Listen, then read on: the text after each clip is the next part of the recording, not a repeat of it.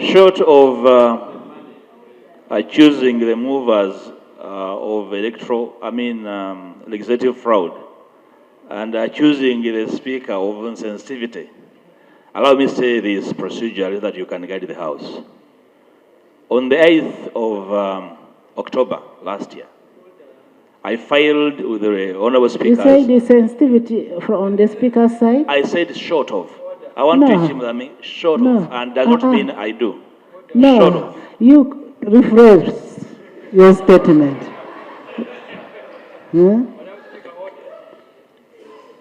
The neighbor is disorganizing me right on. No, you first rephrase it, or else. Yes, put him on order. You see, Madam Speaker, it's the tactic you use. We will get the meaning and the intention of your statement. To suggest that the presiding officer is insensitive is unfair on my brother. No, let him withdraw. So is he in order to suggest that the Speaker is insensitive? Let him withdraw. My senior brother is a sheikh. He's guided me from senior one when we first met. I want to withdraw the word. English is not my first language, right, Honourable Speaker. So I withdraw that.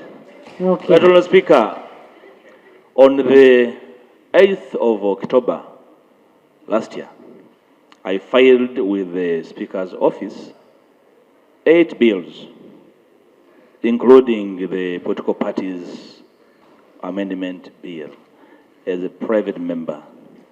Effectively, it is 7 months and 5 days since I filed those bills, and I've not had occasion to be heard on the floor for me to go and make the amendments that I thought would probably return even more sanity and clarity to our intentions as leaders.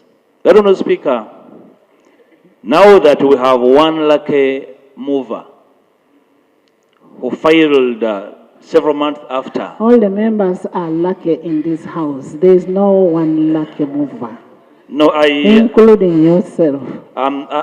She's ahead of me. May we be guided, Honourable Speaker, especially now that the 2 senior ministers, the Land Attorney General, the Minister of Justice, are in the House, on how we can bring to bear the desire then to amend the same law to which I was not lucky to have precedence, that I had either on the floor or in the committee to have these short amendments to the Act, considered that I do not really go back to Masaka and tell my voters that indeed the Speaker never heard me.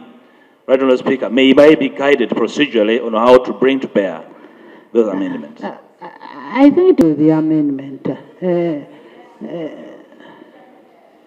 Right, Honourable Speaker, at this stage, I purport to oppose because you don't know the amendment.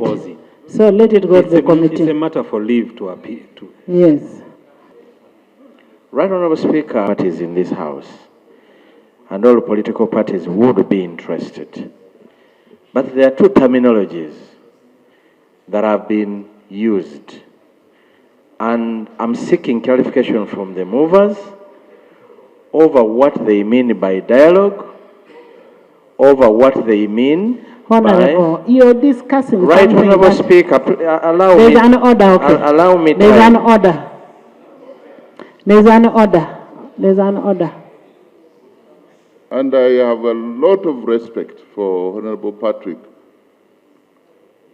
A lot of respect, because we joined this House almost together. Is he in order to go to the definition section of the bill, which we still don't know? Is he in order? I now put a question that Honourable Nakud failed. Political parties, organizations, amendment bill. Those in favor say on the contrary, nay. The ayes have it. And pursuant to Rule 1, 2, 1, 2, 3, and 4, the rules of procedure, the clerk is hereby instructed to support the member in ensuring the bill is tabled in the House. Next. Sarah? Broke off. I raised the issue of police officers who have not been receiving their salaries. Some have gone without salaries for over 6 months, and I was surprised, Right Honorable Speaker. Honorable Sarah, can we handle that on Thursday? It comes as a substantive item. Right Honorable Speaker, there were responses and a statement by the Minister of Internal Affairs. You're disorganizing the flow of the answered. Can we handle it on Thursday? Yes. Okay. Mehdi? Presiding about 3 months ago, the Honorable Norbert Mao, comrade, pledged to this House that he will come up with comprehensive electoral reforms. Parties have begun their internal frameworks of selecting leaders. There is the notion of the introduction of the use of digitization and electronic voter verification system, which many people are not privy to. The other issue was the issue he talked about that was, he said, was being discussed in cabinet, the issue of involvement of the people in the diaspora in the election process of this country. Right Honorable Speaker, I would like, with your guidance, to put it to the Honorable Norbert Mao that he deserves, as Minister of Justice, to come and guide this nation as parties, including his, are going through their internal mechanism of choosing their leaders, so that the country knows that by the opening up of the National Electoral Commission roadmap, the country is aware what mechanism, what system, etc. that we are going to use in the election, so that there is clarity. In the same sense, the Honorable Matthias Mpuuga, like he said, he had presented comprehensive amendments and shared them with different political parties. At least we deserve to know how far that process has gone, so that we can tell the public that this is what you ought to be ready for. Thank you, Right Honorable Speaker. Thank you. I'm a man of my word, and this Parliament deserves to know the truth. There is the amendment which will make biometric verification of voters compulsory. It came before Cabinet, and after debate, the bill was referred to a Cabinet committee to study it. The chair of the committee is the Honorable Chris Bariomunsi. I've been informed that now he has his report ready. And by now, actually, the bill would have been discussed, but we have not had cabinet for the last 2 sittings. And so I want to assure this House. So you're making that amendment for which election? This election or for the next one? Madam Speaker, we want free and fair elections. Actually, the purpose of amendments is to ensure free and fair elections. This proposal deals with the problem of ballot stuffing. It also has a lot of financial implications. When I went to the meeting with the President, I told the President that personally, as Minister of Justice, I cannot guarantee that citizens can be biometrically verified unless we have at least 2 machines, because we tested the batteries of the machines used by UBOS, and we found that they could not last for the duration of the election day. I have to safeguard the right of citizens to free and fair elections. The electoral reforms are not just mantras. They have a purpose. And that is what I promised, and that's what I'll deliver. Thank you, Madam Speaker. Honourable Minister, Honourable, a little bit confused and concerned. The amendment to the Political Parties and Organizations Act, the preamble talked about parties refusing to be part of the National Consultative Forum and IPOD. Honourable Akena. We moved away from that. I'm building it is relevant to what the minister just said. Okay. I can speak on behalf of UPC. We have participated fully in IPOD and in the National Consultative Forum. There's no point where we have not been involved. So, on the concern and... I thought her statement was some parties. The second I talked about, parties are not. On this particular issue, Right Honourable Speaker, and seeing that the core agenda for the budget for 2025-26 has been laid, there's a section 14A of the Political Parties and Organization Act which has not been adhered to in the past elections. And I am on record to writing to the minister and copy to the relevant areas. I'm wondering how we're going to deal with this one because we're at very late stage of the electoral process and the budgeting process. But Section 14A of the current act, which the president himself in our IPOD meeting said that the NRM had acted in an unchristian way in handling that matter. Where we're going, we seem we're going from unchristian to diabolical. That is where, from my point of view, we have moved from the unchristian to diabolical because we are deep in the budgeting issue and we don't know where things stand. And we are now having issues of amendments which have not yet cleared cabinet. Right Honourable Speaker, as we head into an election which is of great importance, I would really hope that my brother, the President General of the Democratic Party, can give me some hope and clarity that there's something good happening in the kitchen and we should not expect something worse to take place. Thank you. Honourable Mpuuga. Your guidance to my intentions was a bit equivocal. May I be further guided on what you actually ordered me to do in face of what I had proposed and the motion moved? Honourable Mpuuga, in the language that we all understood, I said if you have amendment, if you have an amendment to the political parties, organizations amendment of the act, go to the committee. And that's where the Land Attorney General said he cannot comment on it because he doesn't know the amendment that you're going to bring. So take your amendments to the committee and then you'll interrogate it at committee level. That's what you wanted. So I've told you, next. Yes, Justice. Yeah, the last time we were here, and what you need to do is to liaise with the drafters. Honourable Mpuuga, you have to liaise with the drafters because there is no bill yet. We have only given what? Leave. Madam Speaker, the issue, I'm doing a follow-up. The last time you had required the Attorney General to give us the correct position how he will deal with the issue of election of the MP representative workers so that the regional balance is taken care of. And the Attorney General had made commitments that he was going to do consultation and come back and brief the House on how northern Uganda would do. The 4 traditional regions. Yes. Yes, Thank not you, Madam specific. Speaker.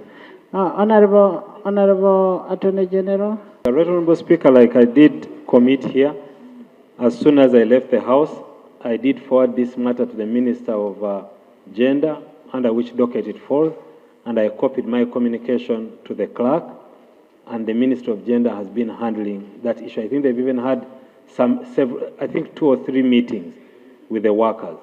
But I can always find out from the Minister of Gender and come back. This 12A, the Supreme Court of Uganda, B, the Court of Appeal of Uganda, C, the High Court of Uganda, and D, this is where my interest is, and such subordinate courts as Parliament may by law establish, including cards courts of marriage, divorce, inheritance of property, and guardianship, and may be prescribed by Parliament. Right Honourable Speaker, we have just received an amendment to the UPDF Act that wishes to bring in the court-martial. But they are referring to 129(1)D, which specifically also speaks about the cards court. And for 30 years, government has not gotten the interest of introducing the Qadi court. And the people of Uganda have called... Why are the lights off? Yes. Right, Honorable Speaker, the people of Uganda have cried for establishment of this Qadi court for all this time, and the executive has refused to listen to our plea. Now that they have the appetite of introducing courts, even the courts that people of Uganda do not desire, yet they are courts that we desire, may this House please to put it on to the executive to establish the Qadi court. And for that matter, Right Honorable Speaker, allow me move a motion without notice to compel the executive to introduce a law that will guide the Qadi, establish and guide the Qadi court in Uganda. I say pray, Right Honorable Speaker. AG. If she finds some time to come, we can have a conference on this matter. A lot has been done on this aspect. And in fact, meetings and consultations have been carried out with the leadership of the Muslim community. So I'll share with her where we are, but work has already started, not that we've not done anything. Thank you. Next item. Right Honorable Speaker, I don't know Next whether... item. If you may allow me, sir. He has told you, get back to us on what you've agreed. Tax Amendment Bill 2025 be read for the second time.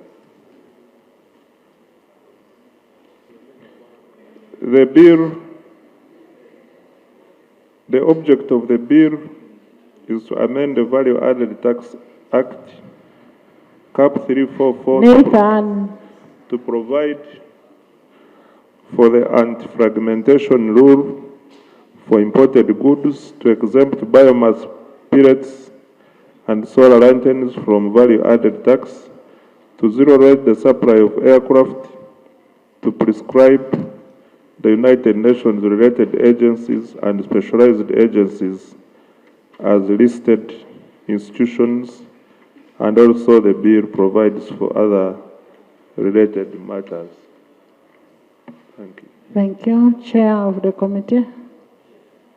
And referred to the Committee of Finance, Planning and Economic Development for consideration in accordance with Rule 135, subsection 1 of the Rules of Procedure of Parliament. The committee scrutinized the bills in accordance with Rule 135, subsection 2, 3, and 4, the Rules of Procedure of Parliament, now begs to report. Right Honorable Speaker, allow me at once, if it pleases you, to table and lay all the minutes of the committee and the original copies of the 7 bills as tabled.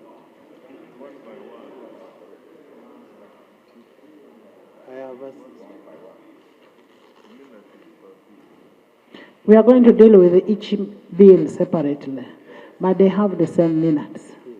Yes. You have the same... Amendment Bill 2025, I beg to lay. Please do.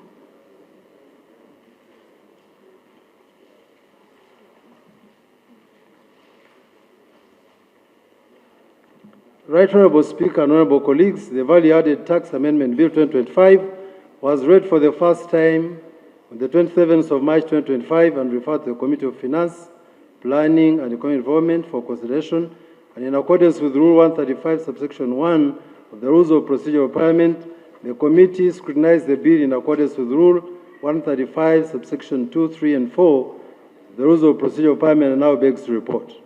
The object of the bill is to amend the Value Added Tax Act, Cap 344, to 1, provide for an anti-fragmentation rule for imported goods, and 2, to exempt biomass pellets and solar lanterns from value-added tax, and 3, zero-rate the supply of aircrafts, and 4, prescribe the United Nations related agencies and specialized agencies as listed institution.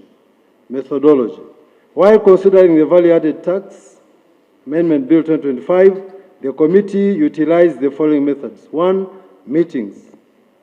The committee held meetings with the following entities: the Ministry of Finance, Planning and Economic Development, Uganda Revenue Authority, PricewaterhouseCoopers, Certified Public Accountants of Uganda, the Private Sector Foundation, Uganda, Uganda Manufacturers Association, Birungi, Barata and Associates, the American Chamber of Commerce, French Chamber of Commerce, the British Chamber of Commerce, and Netherlands Trade and Industrial Platform.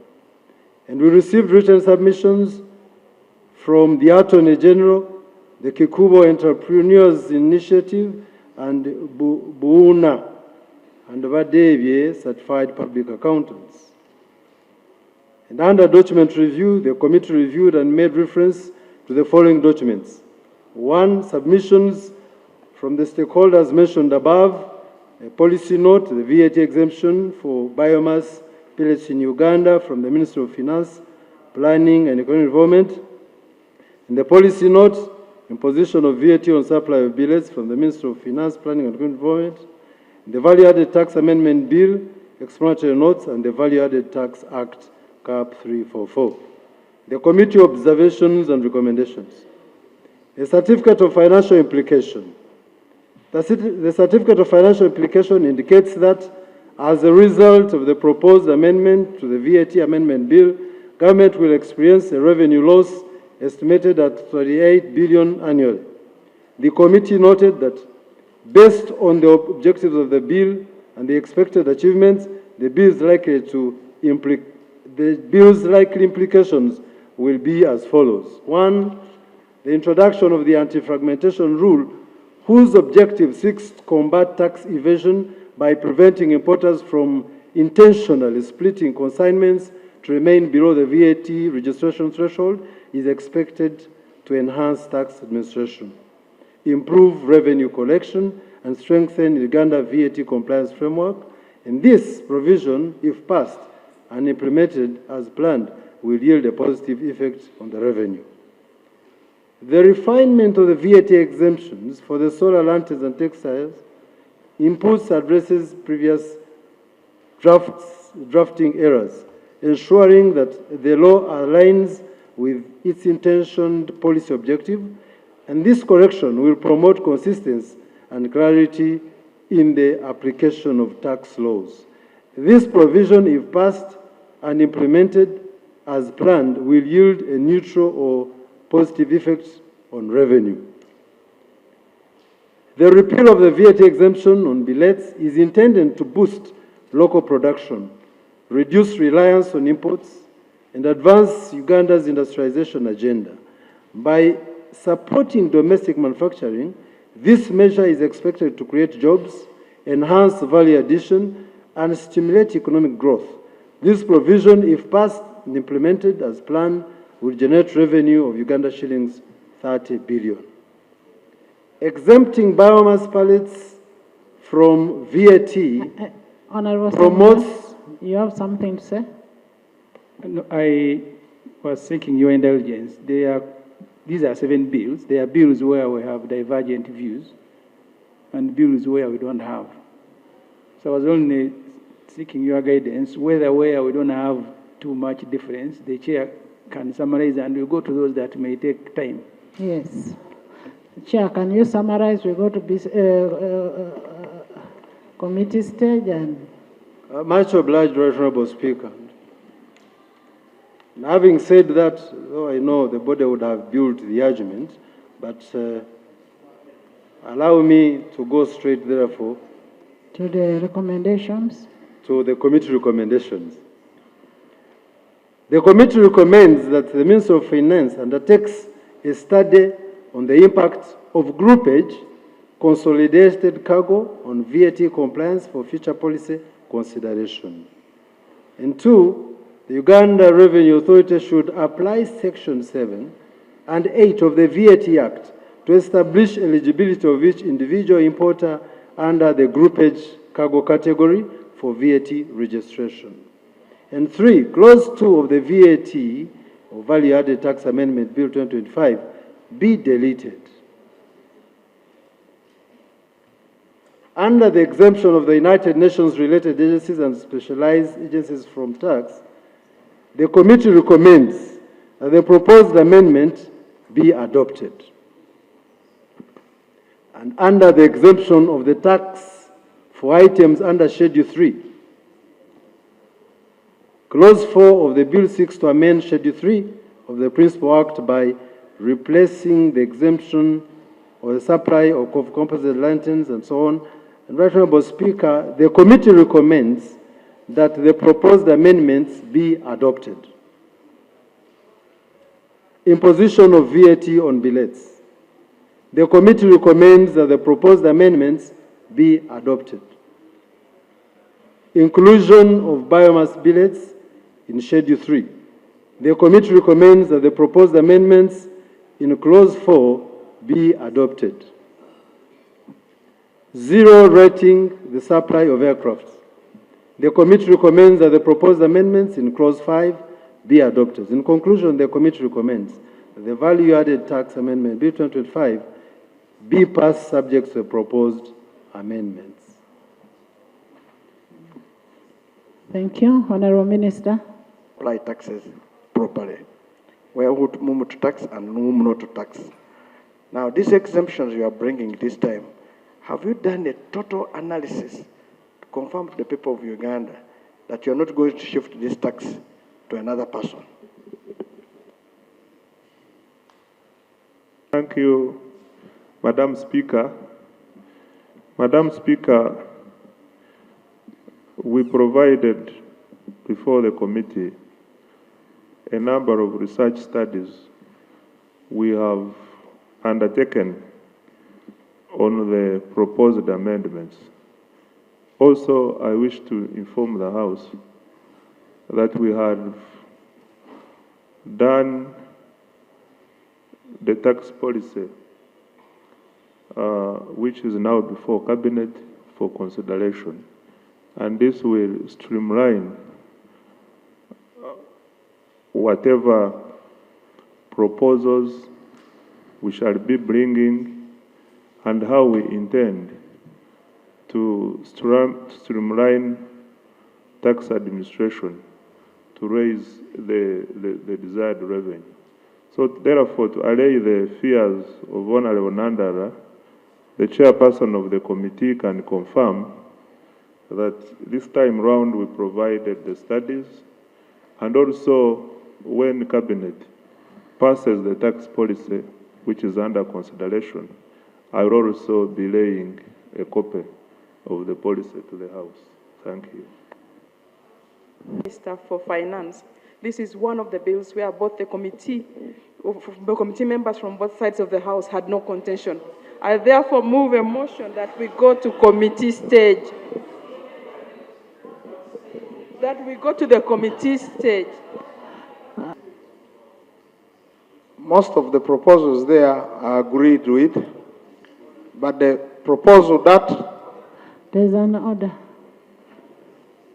And team, I put it that way.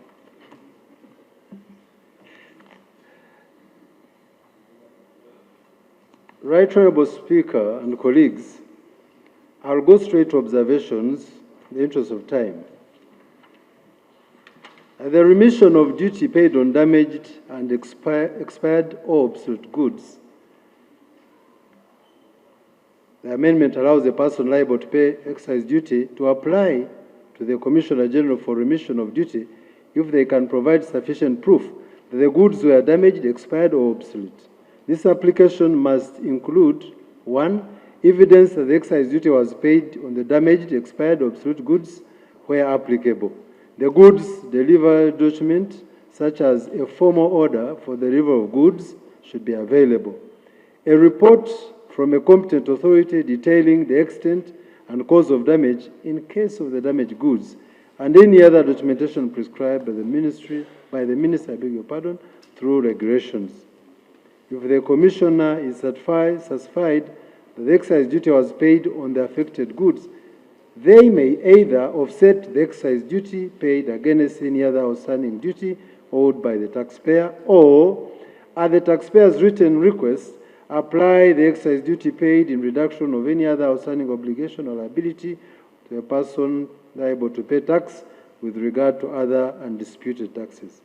The committee was informed that the amendment aims to provide equitable relief for taxpayers by ensuring that they are not unfairly taxed on goods that are damaged, expired, or obsolete, and therefore and sellable. The committee observed that the practice that requires the taxpayer to pay for the damaged, expired, obsolete goods is unfair, and thus this amendment seeks to remedy this anomaly. The committee recommends that Clause 2 be adopted. Increase in excise duty on cigarettes. The committee was informed that the amendment aims to raise additional revenue of about 8 billion while taking into account inflation. The proposal supports efforts to align Uganda's cigarette excise duty with the East African Community standards, where Uganda's rates are currently low. This amendment will also contribute to public health objectives by discouraging tobacco consumption. The committee observed that there is weak implementation of the Tobacco Control Act. For example, the labeling, advertisement, and gazetting of designated smoking areas, among others, are not adhered to. The excise duty has not been adjusted for inflation since the financial year 2017-18, even though the consumer price index has risen by 28.8% from the financial year 2017-18 to financial year 2023-24. 3, an increase in excise duty on cigarettes is likely to lead to an increase in illicit trade. This will force consumers to opt for unregulated products, thereby leading to the unintended consequence of revenue reduction. And therefore, the committee recommends that 1, Clause 3A of the bill be adopted, and 2, there is need for strict enforcement of Tobacco Control Act Cap 43 by government, and 3, the Uganda Revenue Authority and the Uganda National Bureau of Standards should strengthen efforts in mechanisms against illicit tobacco trade in the country, especially at border points, transit routes, and the wholesale points. Adjustment of excise duty rates for beer from local raw materials. Clause 3B of the bill proposes an amendment to Schedule 2 of the Excise Duty Act to rationalize taxation of beer by repealing the redundant middle-tier tax rate and adjusting the bottom-tier rate to reflect current economic conditions. The Uganda current excise duty structure for the beer follows a 3-tier regime. The top tier, Uganda shillings 2,050 per litre or 60%, whichever is higher for beer, is no local raw material requirement imported beer. 2, middle tier, 950 per litre or 30%, whichever is higher, for beer made from barley grown and malted in Uganda. And the bottom tier, 650 shillings per litre or 30%, whichever is higher, for the beer made with at least 75% local sourced raw materials. The committee was informed that the middle tier rate has been obsolete because beer from the barley grown and malted in Uganda qualifies for bottom tier rate. Consequently, the bottom tier specific rate of shillings 650 is no longer practical due to inflation. The proposed adjustment of the specific rate from 650 to 900, an increase of 250, is intended to cater for inflation and effective resultant tax rate. The committee observed that the amendment aligns the tax structure with the present economic conditions. Therefore, the committee recommends that the clause be adopted as proposed in the bill, and the URIS strengthens the enforcement mechanism against illicit alcohol trade in the country, which currently stands at 65%. Reduction of tax on fruits, vegetable juice made from local raw materials. In Clause 3D of the bill proposes an amendment to Item 5B of the Schedule 2 to exempt fruit and vegetable juice made from at least 50% pulp sourced from locally grown fruits and vegetables in partner states. The committee was informed that the proposed amendment aims to 1, eliminate the current ambiguity in the excise duty law. 2, increase the uptake of locally grown fruits and vegetables and promote value addition. 3, reduce post-harvest losses, and improve returns to farmers. And 4, support the government's agro-processing priority through promoting the emerging local industry and employment creation. The committee observed that the proposed amendment increases the requirement of pulp for fruit and vegetable juice from locally grown fruits and vegetables from 30% to 50%, but does not affect the excise duty rate. Therefore, the committee recommends that Clause 3D of the bill be adopted. Increase of tax on motor spirits. This proposal was dropped by the sponsor of the bill during the meeting with the committee. Therefore, the committee recommends that the Clause 3E be deleted from the bill. Excise duty on plastics. Clause 3F of the bill proposes an amendment to Item 11 to Schedule 2 by changing the description of plastics to restrict it to sacks and bags of polymer, of ethylene, and other plastics under the Harmonized System Code 3923.21.00 and 3923.2900, and make exceptions to vacuum packing bags for food, juice, tea, and coffee sacks, and the bags for direct use in manufacturing of sanitary pads.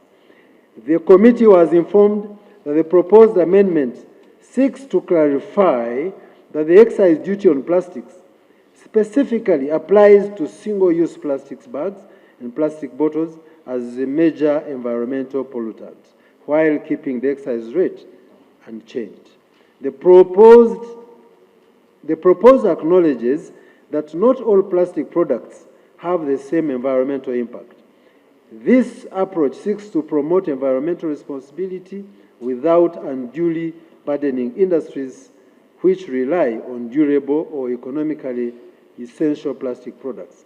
The committee observed that the proposed amendment seeks to exclude not only vacuum packing bags for food, juice, tea, and coffee sacks, and bags of direct use in the manufacturing of sanitary pads, but also all kinds of plastics which were included in the current provision. The committee established that the proposed amendment exempts all plastic products and plastic granules and will only tax sacks and bags of polymer, of ethylene, and other plastic under the Harmonized System Code 3923.21.00 and 3923.2900, with the exception of the vacuum packing bags for food, juice, tea, and coffee sacks, and bags for direct use in manufacturing of sanitary pads. The committee recommends that Item 11 to Schedule 2 be amended to provide for plastic products and plastic granules which are left out. In conclusion, Madam Speaker and colleagues, the committee recommends that the Excise Duty Amendment Bill be passed subject to the proposed amendments. I beg to move. Thank you. Bills. A, B, withdrawal of Clause 3E of the bill without adjusting the resource envelope. C, lack of comprehensive taxation policy in the country. D, instability of the tax regime coupled with multiple taxes that are crippling the businesses in the country. Dissenting observations, lack of studies of support tax bills. Honorable Speaker, we continue to process tax bills that are not supported by the studies, contrary to Parliament's recommendations. In its report of financial year 2024-2025, the Committee of Budget recommended that going forward, studies should be instituted by the Ministry of Finance and Economic Development to assess the effectiveness, efficiency, and impact of the tax exemptions in a greater detail. In the same year, financial year 2023-2024, also noted that the majority of the tax law amendments were not informed by the tax-related analytical briefs.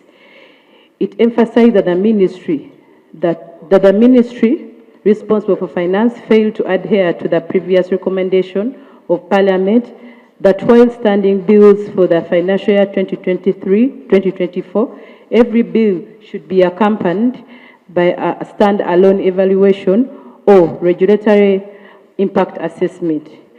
Right, Honorable Speaker, it is disappointing for the same Committee of Finance to continue supporting and approving bills it knows that don't adhere to its recommendations every financial year.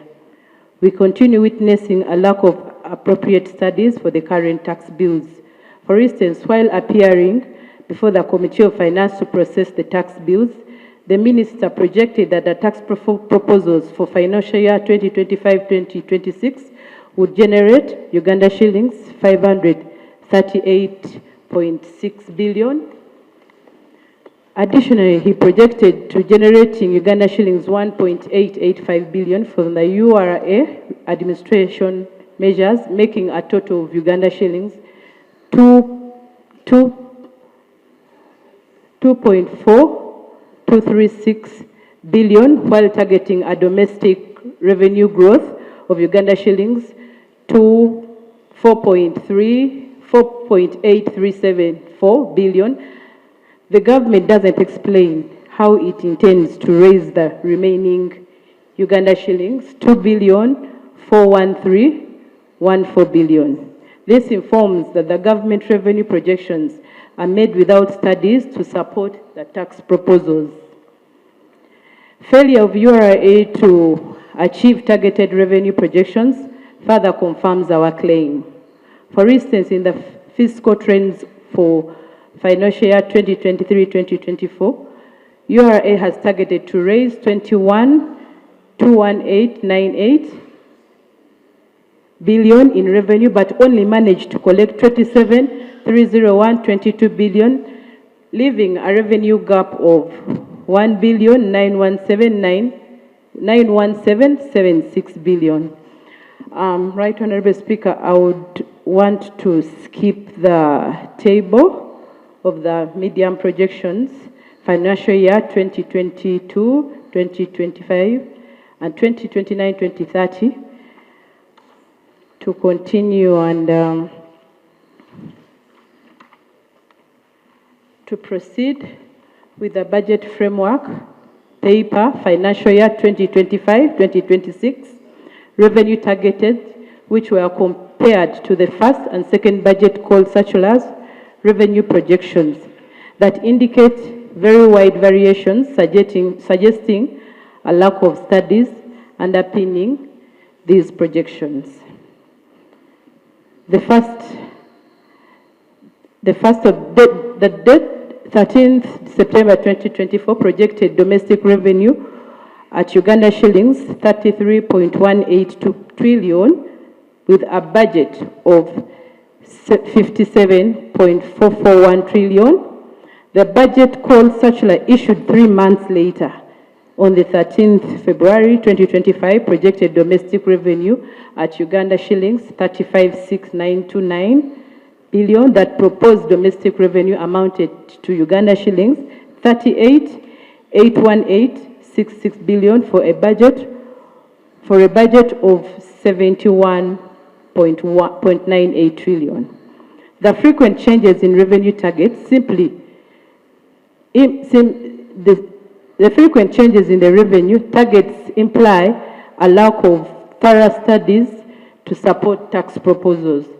Right, Honorable Speaker, I will also skip this table and get to the national budget that was not adjusted following the withdrawal of a clause from which Uganda shillings 200.30 billion in tax revenue that had been anticipated. The certificate of financial implication submitted by the Ministry of Finance, Planning and Economic Development on 25th March 2025 indicated that the excise duty amendment tax bill was projected to generate 22.70 billion annually from increased excise duty on fuel, cigarettes, and beer. However, during a session with the Committee of Finance, Planning and Economic Development, Clause 3E of the bill was withdrawn. This clause, which This clause, which proposed to an increase of the excise duty rate on fuel, was expected to raise to Uganda shillings 200,030 billion. Right, Honorable Speaker, the tax proposals are intended to generate revenue for the proposed budget. Following the withdrawal of the fuel tax clause, the government should have either reduced the proposed budget by an equivalent amount or added or identified alternative sources to raise 200.30 billion to cover financial year 2025-2026. There was also a budget shortfall. This table that I'll also skip shows the budget shortfall, and also the proposed budget, that led to the increase of taxes on the fuel. It is indicated in this table below. However, I want to go to the third one, that lack of comprehensive taxation policy in the country. Right, Honorable Speaker, in our various minority reports, we have always advised government to develop a comprehensive tax policy in the country. With time, even the majority reports joined us in agitating for the same. For instance, in its report, the Budget Committee on the Annual Budget Estimates for financial year 2024-2025 recommended government to develop a national tax policy that would form the basis of effective tax legislation and tax administration. Right, Honorable Speaker, the Minister of Finance, Planning and Economic Development presented tax bills.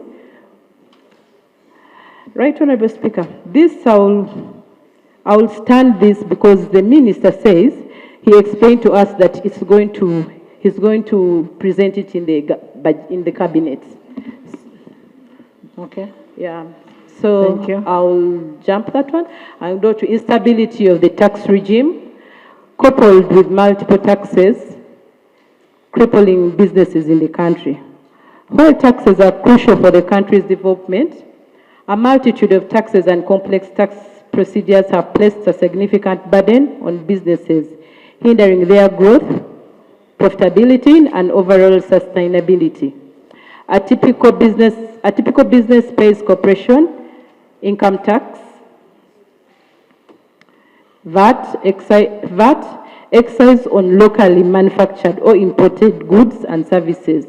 It, however, pays payee withholding tax, stamp duty, to mention but a few.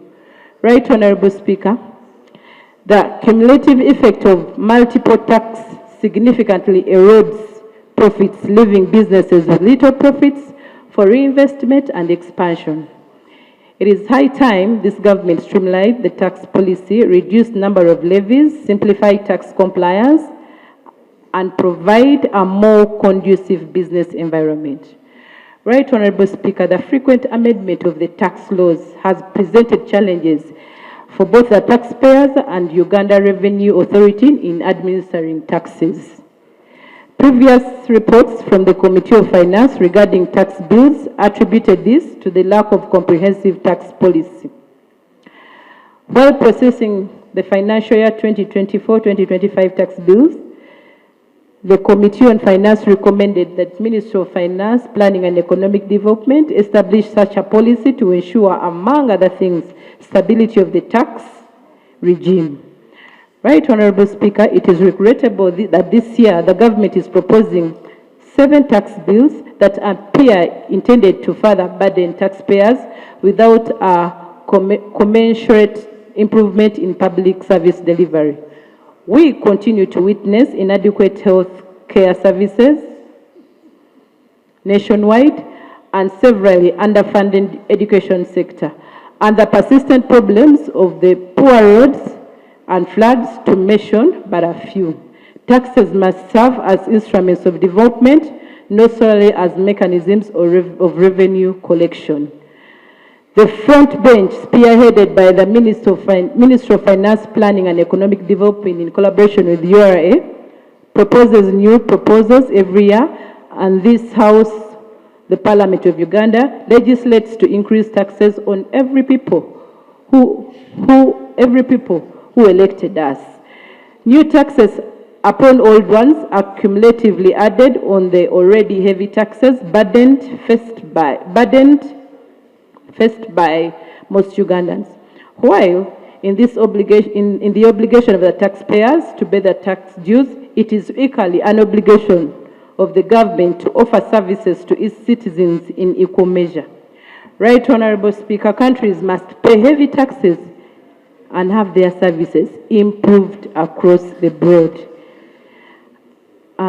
In contrast, adjust its budget by the amount it had proposed to raise the withdrawn clause 3E in bill or provide alternative sources of the shortfall. I beg to submit. Thank you.